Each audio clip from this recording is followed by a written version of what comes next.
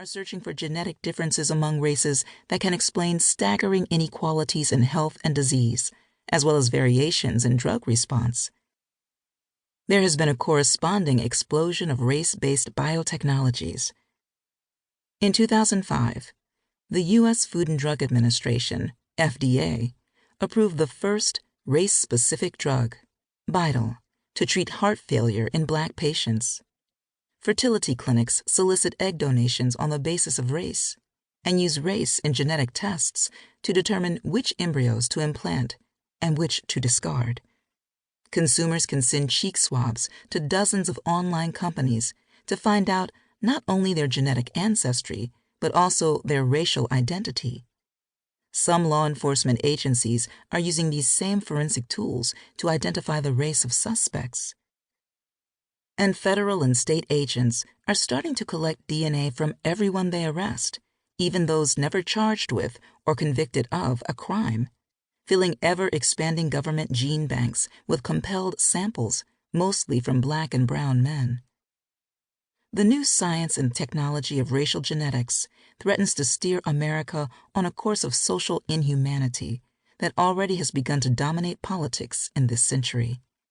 Government policies that have drastically slashed social services have been accompanied by particularly brutal forms of regulation of racial minorities, mass imprisonment at rates far exceeding any other place on earth or any time in the history of the free world, roundup and deportation of undocumented immigrants, often tearing families apart, abuse of children held in juvenile detention centers or locked up in adult prisons, some for the rest of their lives, official and unofficial infliction of torture in police stations and prison cells, and rampant medical neglect that kills.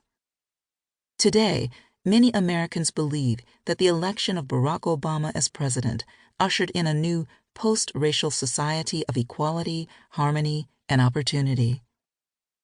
How can the perception of increasing racial fairness coexist with the reality of increasing racialized brutality? At the very moment that race consciousness is intensifying at the molecular level, it is fading at the social level. Genomic science is reinforcing the concept of race as a biological category, even as Americans ignore the devastating effects of racial inequality on our society. I argue that this paradox reflects the primary impact of the new biopolitics of race. The seemingly colorblind regime of coercive surveillance imposed on poor communities of color will seem more acceptable to a majority of Americans as their belief in intrinsic racial differences is validated by genomic science and technologies. The new racial biopolitics obscures this modern form of state brutality at a time when the United States claims to have moved beyond violent enforcement of racial hierarchies. As biological theories of race have always accomplished, the redefinition of race as a genetic category and the technologies it is generating make racial inequality, as well as the punitive apparatus that maintains it, seem perfectly natural.